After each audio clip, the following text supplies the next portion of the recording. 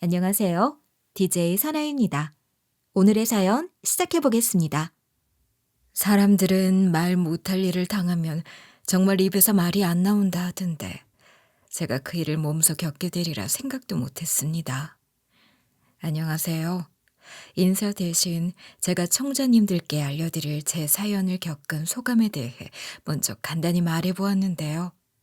앞서 말한 것과 같이 저는 정말로 제가 이런 일을 당하게 될 줄은 꿈에도 몰랐습니다. 제 사연을 자세히 풀어드리기 전에 제 이야기를 간단히 하자면 전 원래 성북동에서 살고 있던 사람이었어요. 성북동 하시면 아시겠지만 대한민국에서 몇 손가락 안으로 꼽는 부촌이기도 하죠. 저도 처음부터 잘 살던 사람은 아니고요. 택시기사로 일하던 남편이 취미로 주식을 사 모으곤 했는데 그중 하나가 대박이 터지고 그 돈으로 부동산에 투자하고 그러다 보니 제법 많은 재산이 모이게 되더라고요.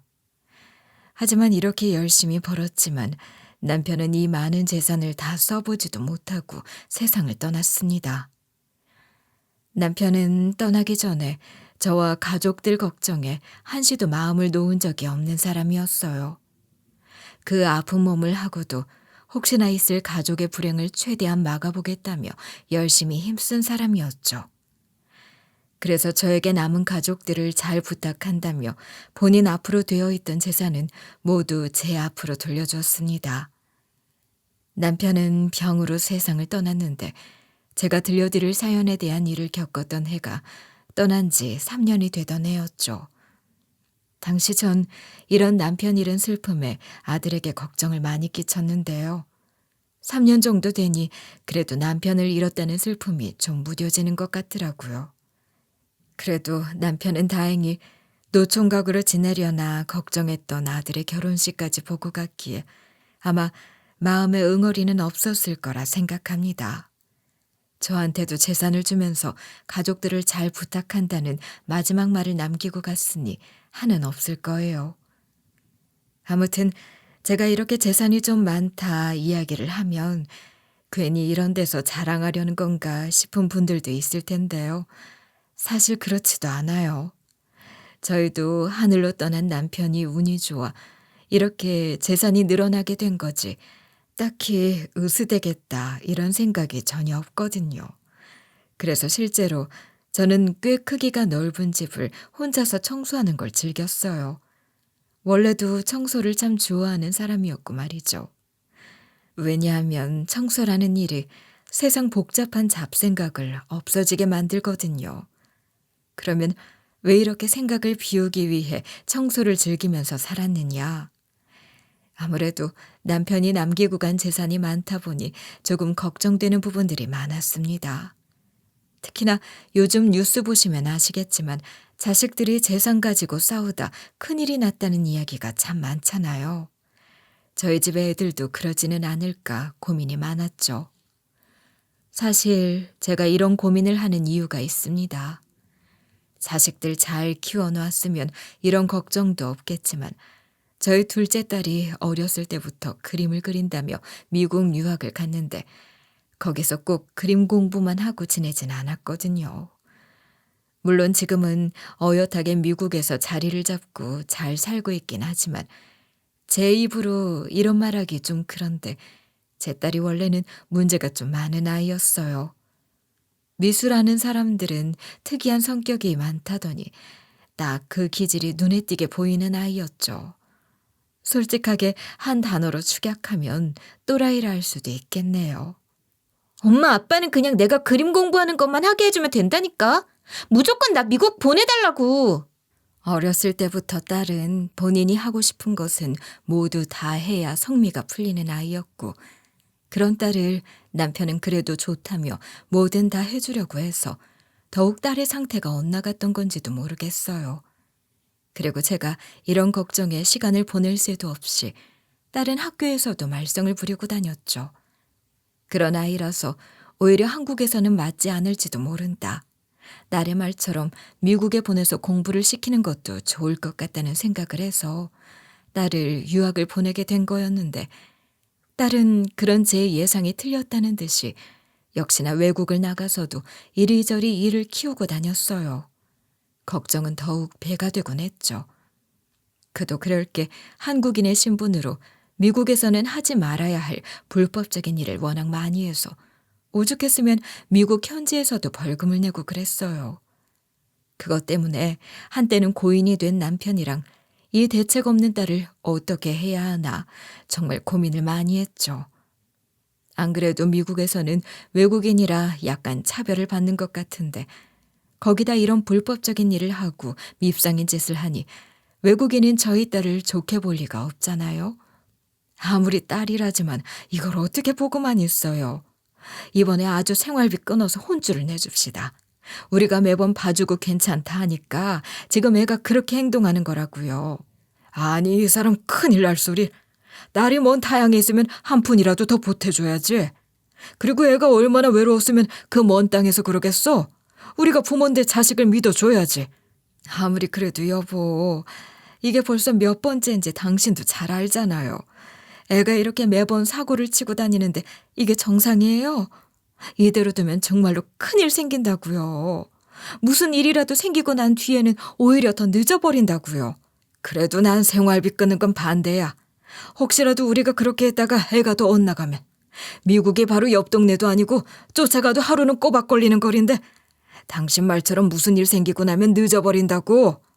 제가 생활비를 끊어서라도 딸의 저 기질을 팍 죽여놔야 한다. 늘 옆에서 얘기했지만 남편은 눈에 넣어도 아프지 않을 내 새끼라며 막내딸을 아주 오냐오냐 키웠죠. 이제는 괜찮지만 아무리 생각해봐도 그 기집애 때문에 저는 참 힘들었습니다. 딸을 바른 길로 인도하겠다고 매일같이 전화해서 어르고 달래고 어느 날은 화도 내보다가 어느 날은 아주 우라통이 터져서 호흡곤란이 올 지경이었죠.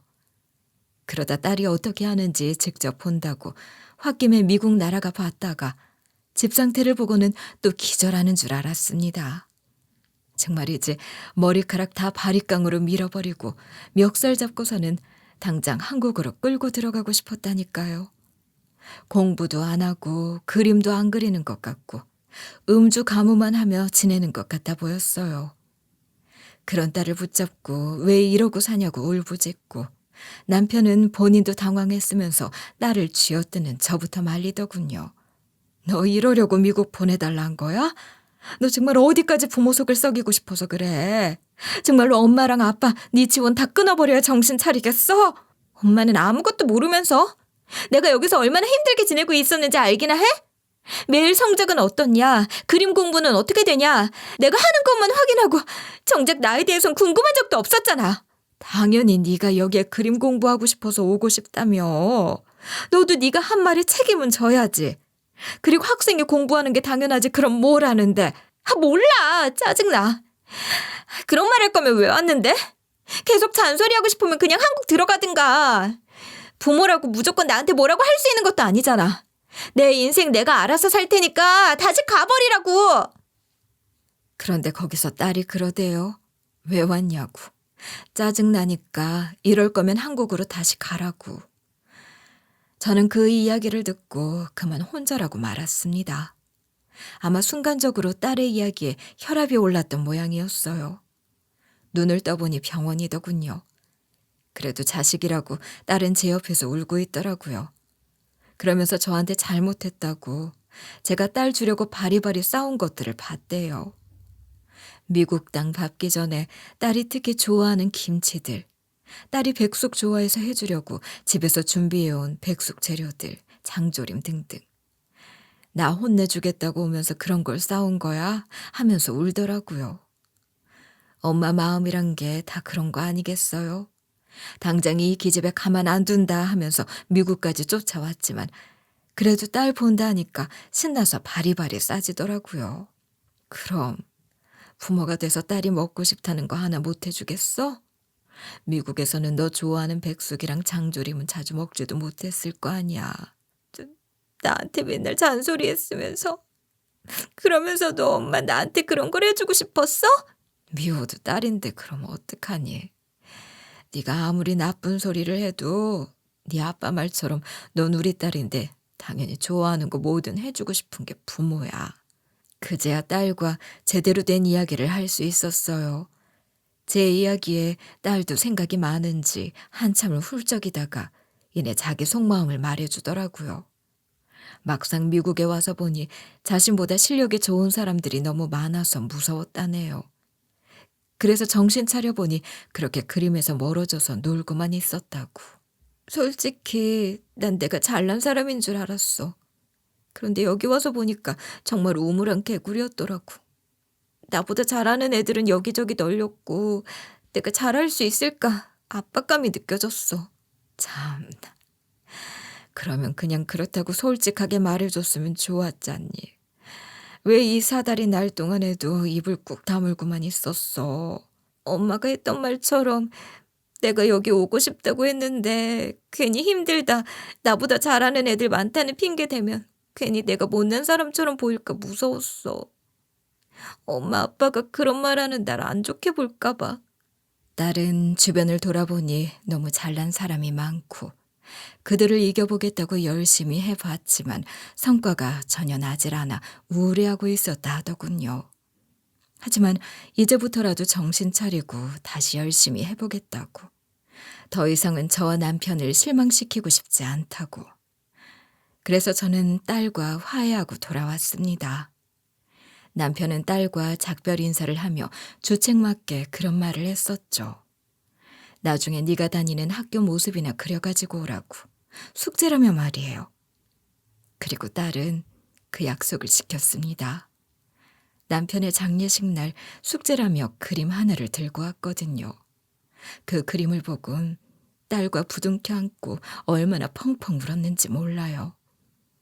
그날 그렇게 들고 온 그림은 여전히 저희 집 한구석에 걸려 있었는데요.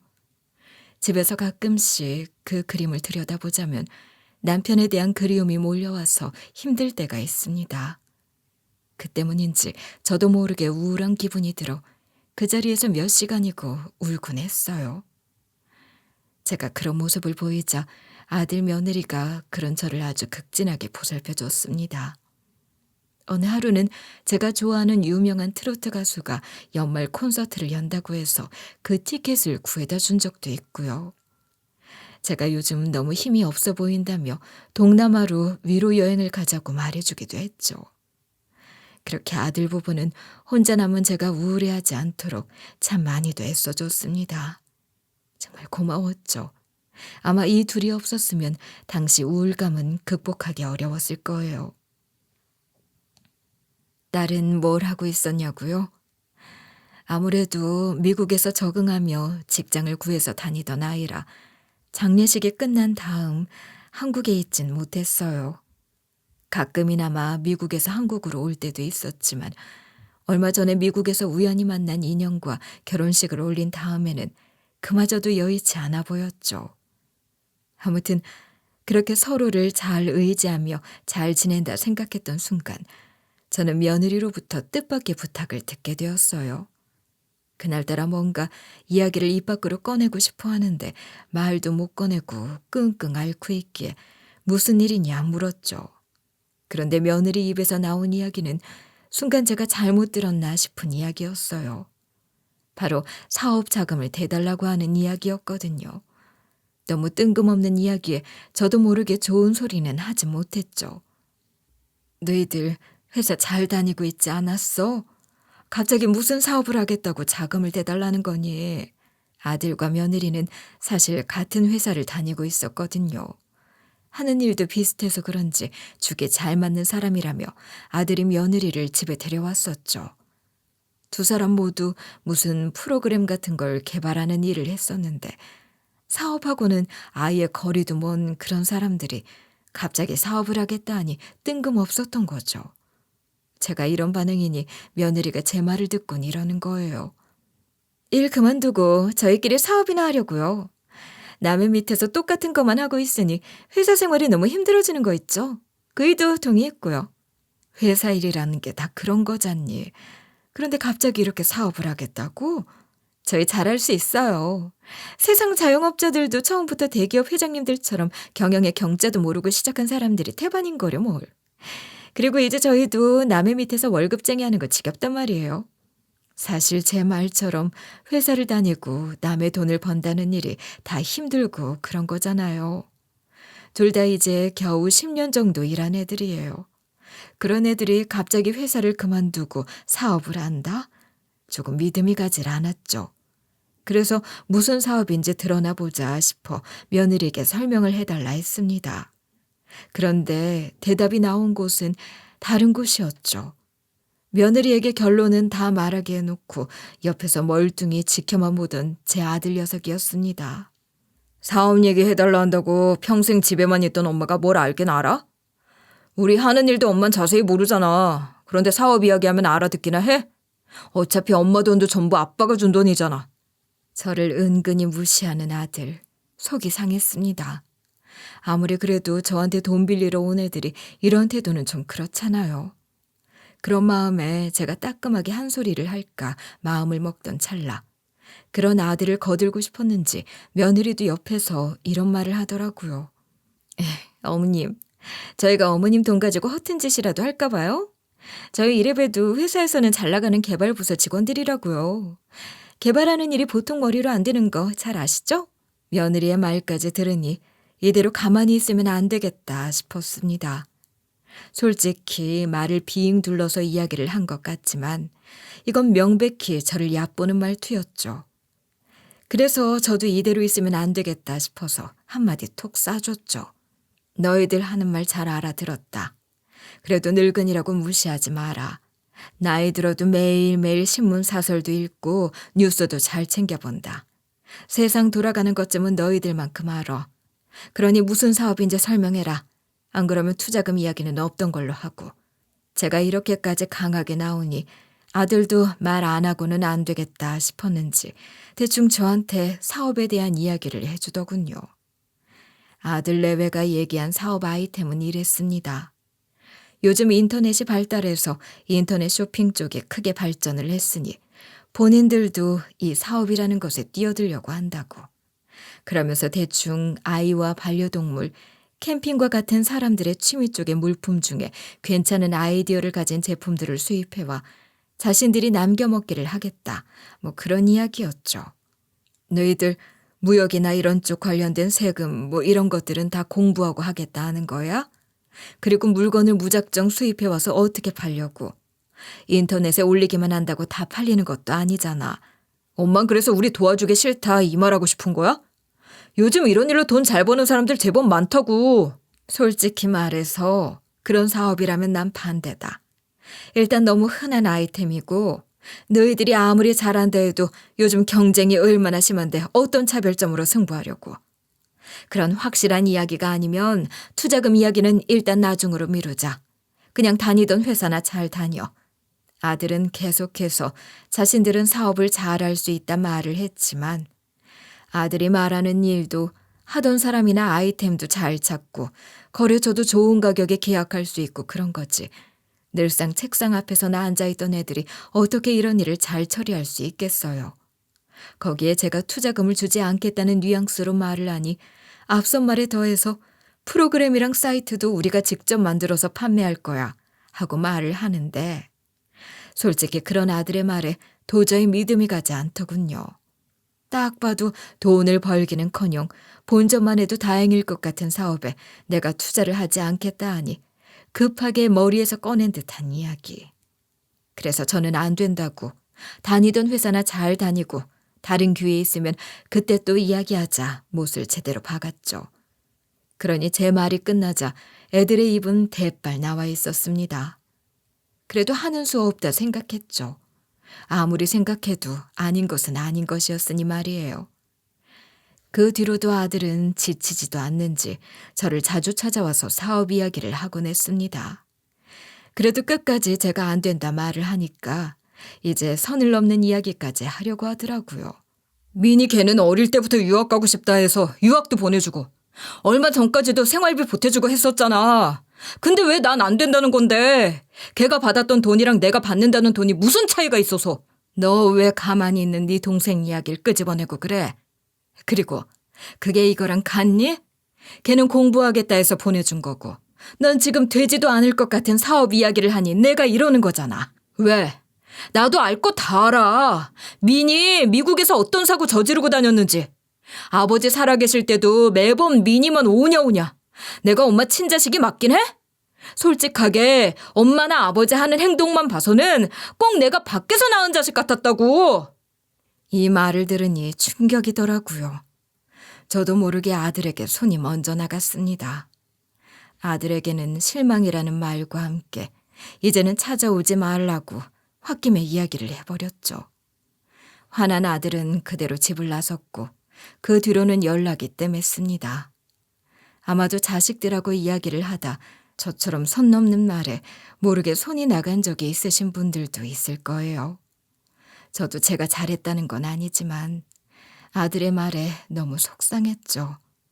저희가 딸을 오냐오냐 한 부분은 있어도 절대로 아들 녀석과 차별해서 키웠던 생각은 한 번도 안 했거든요.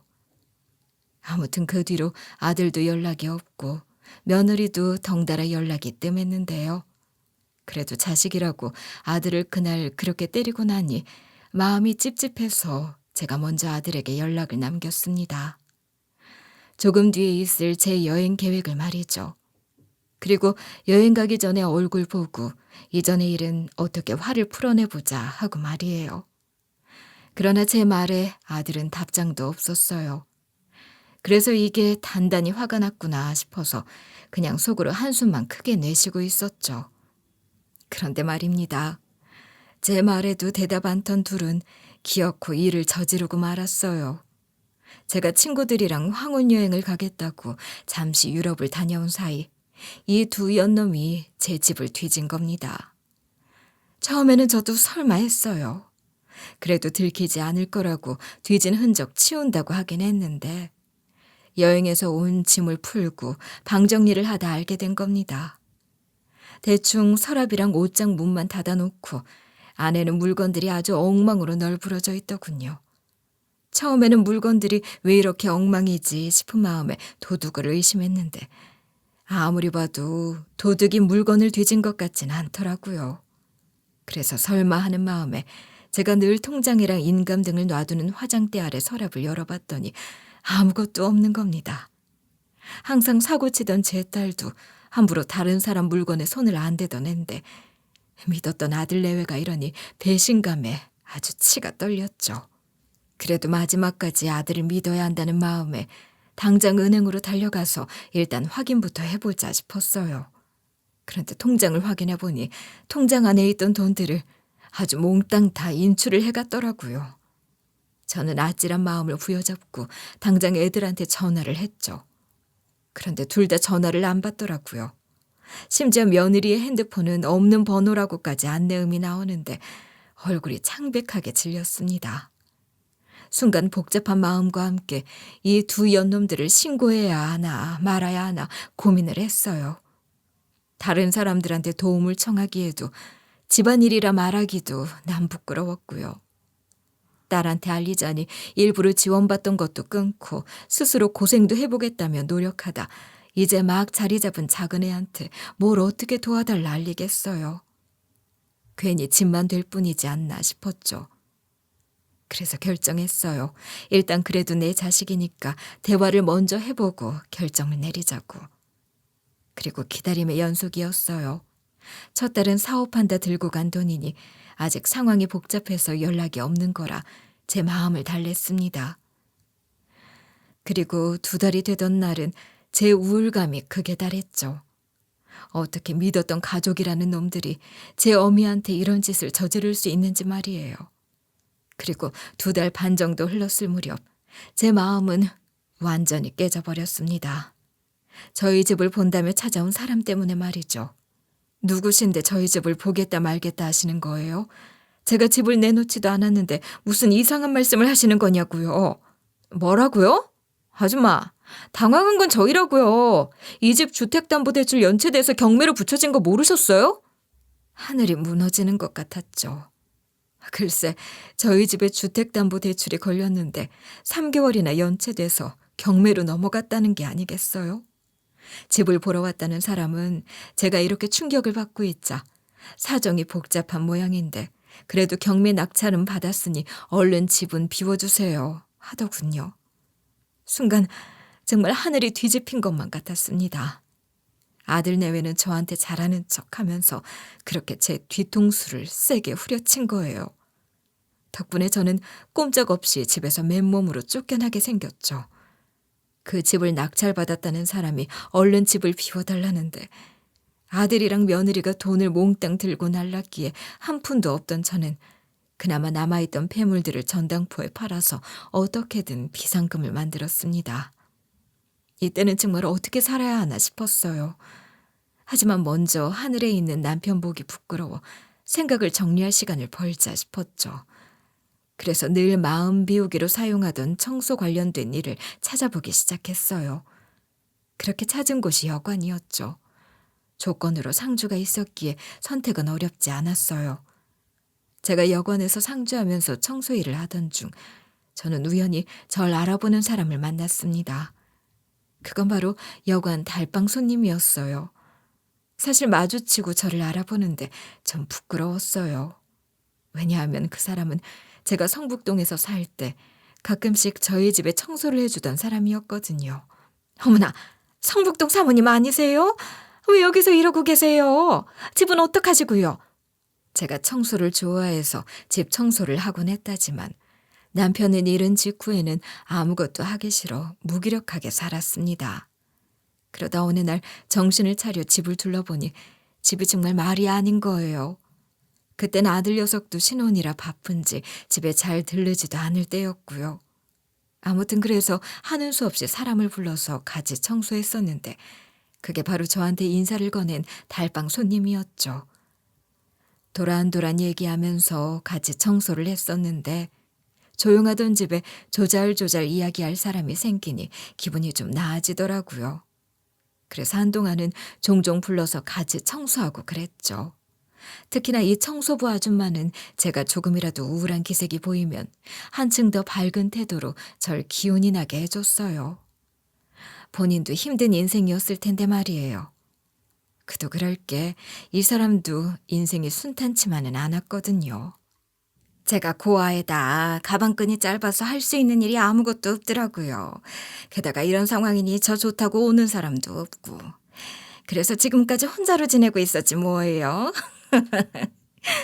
자신은 고아인데 아무래도 배운 게 없어서 50 넘은 이 나이까지 결혼도 안 하고 자식도 없다. 웃으면서 말을 하는데 얼굴이 조금은 쓸쓸해 보이더라고요. 그러면서 지방에서 이 일 저 일 하면서 살다가 그래도 사람은 서울, 말은 제주도라는데 나도 서울살이는 한번 해보고 가야 하지 않겠나 싶어서 서울을 올라오게 됐다면서. 처음에 서울 올라오니까 사람들도 많고 너무 복잡해서 정신이 없었어요. 그래도 할 일이 지천에 널렸으니 뭘 해도 살긴 하겠다 싶어서 일단 제 특기인 파출부위를 찾아서 했죠. 그러다 사모님처럼 괜찮은 분들 만나서 지금은 이렇게 그분들 위주로 집안일 해주면서 지내고 있고요. 힘들지는 않아요.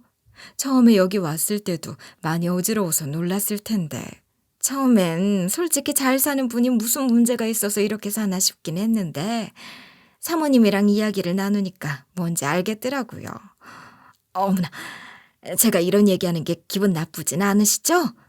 우연히 운 좋게 파출부 일을 하다가 부자들 중에 본인을 좋게 본 사람들 덕분에 그런 사람들 위주로 청소를 하다 저를 만났다 하는 자기 이야기를 아무렇지도 않게 했죠.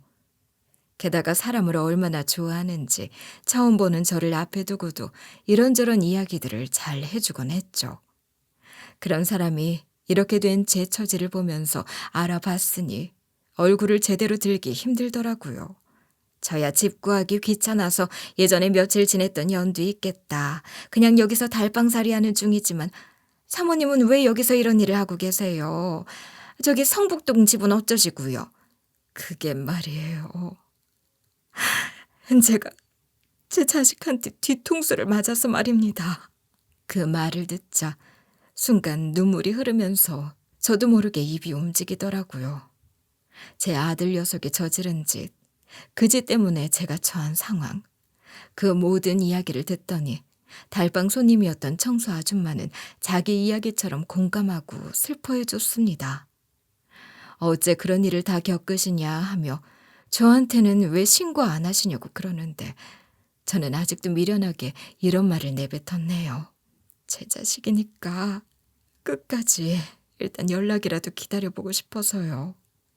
제가 제 자식을 포기하게 되면 아무도 제 자식을 사람처럼 보지 않을 거잖아요. 제가 자식이 없어서 사모님 마음을 완전히 이해하지는 못하겠지만 대충은 알 것도 같네요. 하지만 사모님도 아시잖아요. 결정하셔야 돼요. 그런 제 얘기를 듣던 달방 손님은 한숨을 푹 쉬면서 제 어깨를 토닥여 주더니 일할 때가 됐다고 나중에 얘기하자며 나가버렸죠. 그 모습에 순간 저도 많은 생각이 들었습니다. 남이 저런 태도를 할 정도인데 나도 이제 마음을 접어야 할 때가 아닌가 하는 생각이 머릿속에 맴돌았죠. 그런데 그날 밤 저는 특이한 경험을 했습니다. 오후 내내 청소일에 지쳐서 방에 쓰러져 자고 있었거든요. 그런 저를 경호원을 대동한 어떤 노신사가 여관을 찾아와 찾는 거예요. 그래서 잠이 덜 깬 목소리로 방에 걸려온 전화를 받게 됐죠. 숙박업소 주인장이 저한테 이상한 사람이 찾는다면서 온 전화였어요. 그러면서 얼른 좀 내려와 보라고. 그래서 졸린 눈을 비비며 내려갔죠. 내려가니 모르는 사람이 눈앞에 있는 거예요. 주인장은 이 사람이 아까부터 계속 찾았어요 했지만 처음 보는 사람이라 저는 솔직하게 누구시냐 물었죠. 그러자 그 사람이 오히려 자기를 모르냐고 저랑 자주 봤던 사이라고 하면서 계속 다시 생각해보라 하는 겁니다. 그런 노신사의 말에 누군지 기억해보려 뚫어지게 쳐다본 그때 그 사람이 누군지 순간 떠올랐죠. 가끔 제가 살았던 성북동 동네에도 폐지를 줍는 리어카 노인이 있으셨거든요. 그런데 좀 있는 사람들이라고 이 노인분이 오기라도 하면 2번 다시는 오지 말라면서 그런 말을 듣기에 제가 도와준 적이 있던 노인이었어요. 특히나 제가 집 청소하다가 버릴 물건 중에 쓸만한 물건이 나오면 따로 챙겨놨다가 주기도 하고 고물로 쓸 수 있는 것들은 미리 빼놨다가 그 노인이 보일 때 달려나가서 팔아서 용돈이라도 하시라 리어카에 실어드렸죠. 게다가 여름이라 날이 더워졌을 무렵에는 시원한 물이랑 요깃거리 할 간식도 챙겨주곤 했었어요. 어렵게 사는 노인의 모습이 너무 대단해 보였거든요. 그런데 하루는 이 노인이 리어카를 끌다가 다친 적이 있는데 그걸 보고 제가 너무 놀라서 달려가 부축도 해주고 꼭 병원 가시라고 지갑에 있던 돈도 꺼내주곤 했습니다.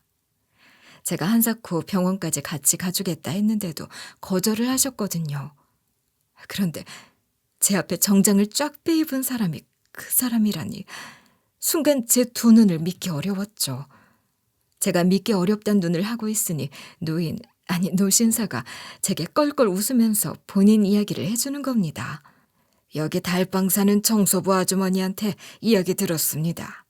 아들 내외한테 뒤통수를 맞았다지요. 그때는 제 행색이 영 아니오시다 였겠지만 사실 제가 이런 사람입니다. 이런 말을 하며 명함을 건네줬는데 거긴 어디서 많이 보던 회사 이름이 적혀 있었어요. 바로 아들 내외가 다니던 회사였죠. 저희가 사실 사모님 아들이랑 며느리 때문에 아주 골치가 아픈 상황이거든요. 회사를 운영하면 기밀을 유출하면 안 된다는 조항이 있는데 2 사람이 어겨서 말이에요. 저희 아들이랑 며느리가 회사 기밀을 유출했다고요? 대체 아니, 왜 그런 짓을 한다고? 저희 애들 사업한다고 했는데 역시나 사모님한테도 사업한다고 얼렁뚱땅 거짓말했나 보군요. 안 그래도 그 둘이 수상해서 여기저기 알아보니 주변에는 다 사업을 한다면서 회사 나간다 이런 식으로 말을 했던 모양이더군요. 정말 그랬다면 좋았을 텐데. 세상에, 제 아들 내외는 저뿐만이 아니라 자기가 다니던 회사의 뒤통수까지 거하게 치고 나른 겁니다. 그러면서 뒤를 캐던 중인데 뜻밖의 주소지가 나와 놀랐다고 하더군요.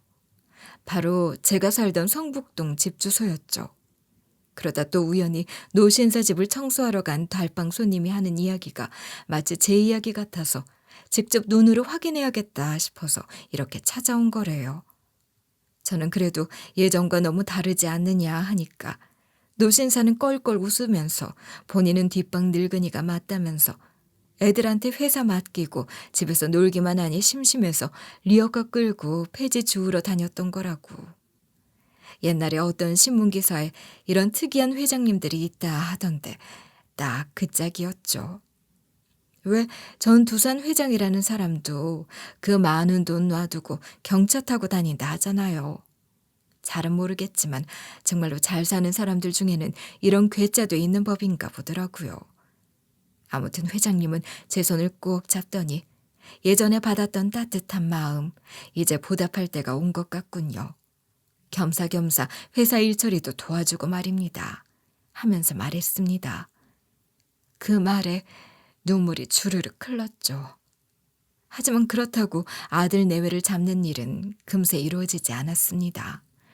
중간중간 어떻게 되고 있는지 상황을 회장님에게 전달받기는 했는데 이번에 알아보니 그 두 사람이 해외로 나간 것 같더군요.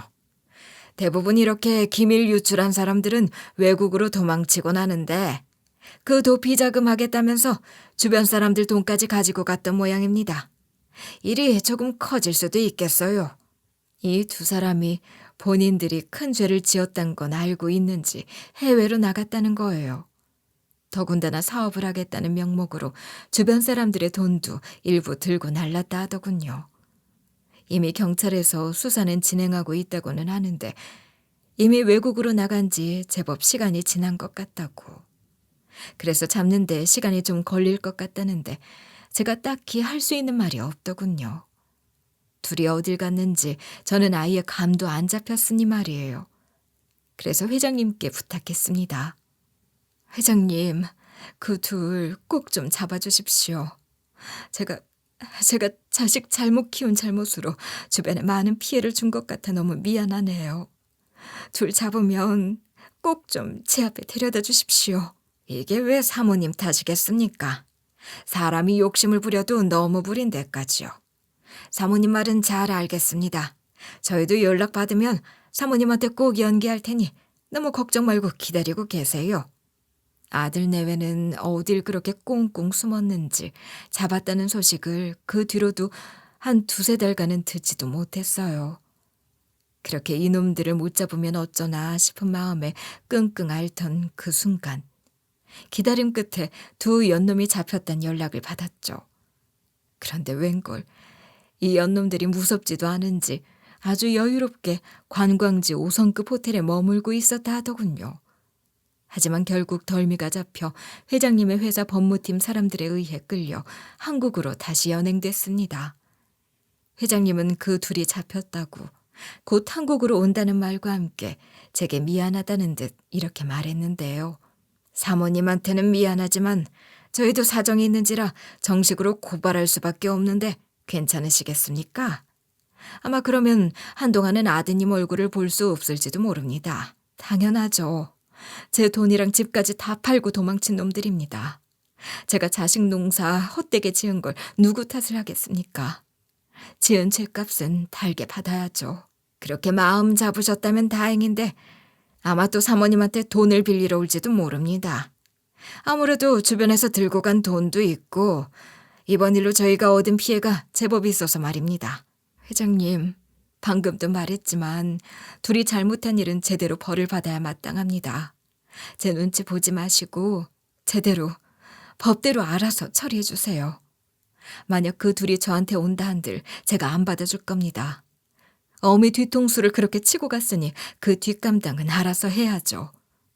제 마음속에서 우러난 말이었죠. 정말 자식 농사만큼은 잘못 지은 게 맞으니 말이에요. 막내딸도 미국에서 정신 차리고 살고 있는데 어떻게 믿었던 장남이 이런. 내가 무슨 마음고생을 했는지 뻔히 다 봤으면서. 그래서 전 회장님이 하고 싶은 대로 하라 말했습니다. 그러자 회장님은 마음을 굳게 먹어야 한다. 오히려 저를 격려해 주시더군요. 아들 내외는 한국으로 돌아온 뒤에 조사를 받는다고 경찰서 유치장에서 지내게 되었는데요. 아무래도 해외로 나간 전적도 있는 애들이라 도주 위험이 있다면서 절대 집으로는 돌아가지 못하게 하고 조사를 진행한 모양이더라고요. 그 둘이 조사를 받기 시작할 무렵 회장님이 하루는 전화가 와서 이렇게 말하는 거예요. 자식이니 마지막으로 얼굴은 한번 봐야 하지 않겠어요? 하면서 제가 애들을 한 번은 보는 게 좋을 것 같다 설득을 하는데 솔직히 그간 궁금한 것도 있고 해서 그런 회장님의 배려를 감사히 받았습니다. 그래서 마련해 주신 자리에서 아들 내외를 독대할 수 있었죠. 엄마, 회장님이랑 아는 사이라면서요. 엄마가 회장님을 어떻게 알아? 엄마가 회장님하고 잘 아는 사이면 말 좀 잘해줘봐요. 어? 우리 이러다 큰일 나게 생겼단 말이야. 어머님, 어떻게 저희 이야기 좀 회장님한테 잘해주세요. 저희가 그러려고 그랬던 건 아니라고요. 변명하기만 급급한 아들 내외 모습에 저는 속으로 한숨을 내쉬었습니다. 제가 정말 자식 농사를 제대로 잘못 지어도 단단히 잘못 지었다는 걸 깨달았으니까요. 너희들은 지금 내 얼굴 보고 그런 말밖에 안 나오는 거니? 감히 엄마란 사람, 시어머니라는 사람 뒤통수를 그렇게 세게 치고 갔으면서 그깟 회장님한테 잘 좀 봐달라 말 좀 해달라고? 그깟 회장님이라뇨? 아니, 엄마가 우리한테 돈 빌려줬으면 우리도 그런 짓은 안 했죠. 엄마가 절대 투자금 안 준다고 하니까 우리가 그런 거 아니에요. 이 사람 말이 맞아요. 저희도 돈이 얼마나 급했으면 그런 결정을 했겠어요? 저희라고 처음부터 회사 그거 팔아 넘길 생각 없었다고요. 그러니까 어머님이 회장님한테 어떻게 잘 좀 말해주세요. 저희도 그러고 싶어서 그런 게 아니라고. 웃기지 마라. 어떻게 이 지경이 돼서도 너희 둘은 반성하는 기색이 하나도 없어. 그냥 이 기회에 죗값 치르고 부디 사람 돼서 나와라. 그리고 두 사람 모두 앞으로 나와는 아무런 관계도 아닌 사람들이니 그렇게 알아. 제 차가운 말에 순간적으로 당황한 모습을 보인 두 사람이었지만 제가 그 두 사람이 있던 방을 나서는 순간까지도 그 둘은 말로만 잘못했다 빌며 어떻게든 이 상황을 빠져나갈 궁리만 하는 게 눈에 다 보였습니다. 어떻게 이럴 수 있는지. 괜히 하늘에 있는 남편에게 미안한 마음이 생기더라고요. 이후 아들과 며느리는 회장님의 회사에서 고소를 당했는데요. 영업비밀을 유출한 혐의로 엄벌을 받게 될 거라고 하더라고요. 이 두 사람이 어쩌다 보니 회장님 회사에서 준비하고 있던 사업에 대해 일을 맡게 되면서 여러 가지 비밀을 알게 되었다 하는데요. 그게 바로 제일 앞에서 며느리가 말했던 물류 어쩌고 프로그램이었던 겁니다. 앞서 저한테는 제가 투자금을 안 줘서 그렇다 했지만 그게 아니었던 거예요. 애초에 일은 버릴 생각이었던 거죠. 그래서 그걸 이 미친 년놈들이 해외 어떤 기업에 넘기겠다고 해외까지 나갔던 거예요. 참나. 저에게는 본인들이 사업을 한다고 돈 달라고 해놓고선 본인들이 생각하기에도 재능은 없었나 보죠. 돈이 없다고 팔아치우기로 마음을 바꾸다니 우습더군요. 그래서 회장님 회사는 준비하던 사업이 유출로 인해 늦춰지게 되면서 큰 손실이 있었고 그걸 해외 기업이 샀다는 소식에 얼른 이 두 사람의 흔적을 쫓았던 겁니다. 고의성이 다분한 기술 유출이었기에 둘 다 실형은 피할 수 없었고요. 회사에서는 민사소송까지 진행해서 그 손해배상을 이 두 사람에게 물을 예정이라 하더군요. 일이 이 지경까지 진행되자 그 둘은 저를 불러달라 이야기를 했던 모양이더라고요. 저는 이 부름에 응하지 않을 생각이었지만 혹시 모를 마지막 참여라도 하려나 싶어 갔습니다. 하지만 여전히 눈에 보이는 사과만 하면서 저한테 어떻게든 회장님께 형량을 줄여달라 부탁을 하려고 했던 거더라고요.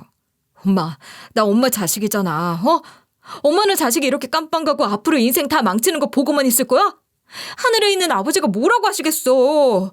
내가 결혼하는 거 그렇게 환하게 웃으며 좋아하시던 아버지였는데 네 아버지 걱정까지 할 생각은 있었니? 그리고 네가 왜 내 자식이야?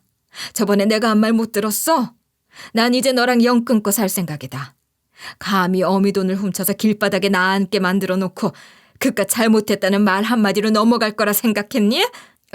어머님, 그래도 저희 이대로 두시면 언제까지 얼굴 못 보고 살지도 모르는데 저희 정말 이대로 안 도와주실 거예요? 저희 정말로 이대로 버리실 거냐고요? 애초에 날 버린 건 너희 둘이었다. 그걸 왜 내가 이제 와서 너희 옆에 다시 가야 한다 하는지 모르겠구나. 너희 일은 앞으로 너희들이 알아서 해결해야지. 너희와 나는 이제 남남인데. 아들은 끝까지 제가 제 자식임을 빌미로, 며느리는 제 온정과 어떻게든 이 상황을 모면하고 싶었던 모양이지만 저는 이미 너무 많은 실망을 한 터라 끝내 아들과의 연을 끊어내기로 마음먹었죠. 서류상에서는 어떻게 정리는 못할지 모르지만 앞으로는 정말 얼굴도 보지 않으려고요. 돈에 대한 정확한 액수까지는 회사 내부 사항이니 저도 알 수 없지만 개인이 지기에는 엄청난 액수라고 하니 뿌린 것 그대로 받았다 생각하고요. 그 뒤로 이 둘의 판결이 나왔는데요. 아마 둘 다 제법 긴 시간 동안 볼 수 없을 것 같아 저는 속이 편하네요. 그리고 저는 회장님의 도움을 받아 제 돈도 돌려받을 수 있게 됐는데요. 원래 살던 집도 회장님이 가끔 본인 집을 청소해 주는 조건으로 도움을 받아 찾을 수 있게 됐습니다. 그래서 전 여전히 남편이 남겨준 성북동 집에서 편히 잘 살고 있는 중이죠. 앞서 말했듯 저는 아마 당분간은 회장님의 말동무 및 집 청소 일을 달방 손님과 함께 하면서 지낼 예정입니다. 그런데 거의 말동무예요. 회장님의 아내분은 아프셔서 거의 집에서만 지내시는데 그분을 위해 저희를 초대한 거나 다름이 없었거든요. 그렇게 저희는 회장님 댁에서 함께 영화도 보고 식사도 하고 수다도 떨면서 즐겁게 지내고 있습니다. 애들이 들고 튀었던 돈도 어떻게 가지고 있던 것들은 몽땅 돌려받았고요. 이제는 이 재산 혼자서 사용하면서 조금은 여유로운 노후를 즐기려고요. 참, 뒤늦게 제 이야기를 전해들은 딸은 그 먼 미국에서 한 걸음에 한국에 들어와 저를 찾았습니다. 처음에는 이야기도 하지 않았는데 어떻게 알았나 싶었는데 회장님이 어떻게 손을 쓴 모양이더라고요. 들어온 딸은 아들 녀석에게 크게 분노했죠. 어떻게 아들이라는 인간이 그럴 수 있어? 엄마 제대로 돌보라니까 도대체 그 인간은 뭐하고 다닌 거야? 엄만 괜찮아? 그 인간이 엄마한테도 몹쓸 짓 했다면서. 딸의 그런 걱정에 그간의 마음에 있던 짐들이 조금 덜어지는 것만 같았어요. 처음에는 속만 썩이던 딸이었지만 이제 보니 자식 농사가 아예 망한 것은 아니었구나 하는 그런 생각을 할 수 있었거든요. 이후 딸은 길게 휴가를 내서 왔다면서 거의 한 달을 한국에서 지내다 다시 미국으로 들어갔습니다. 아무래도 미국에 있는 직장 때문에 더 이상은 길게 휴가를 낼 수 없어서 미안하다는 말과 함께 조만간 제 남편과 한국에 들어와서 제 곁에서 있고 싶다고 말해주더군요.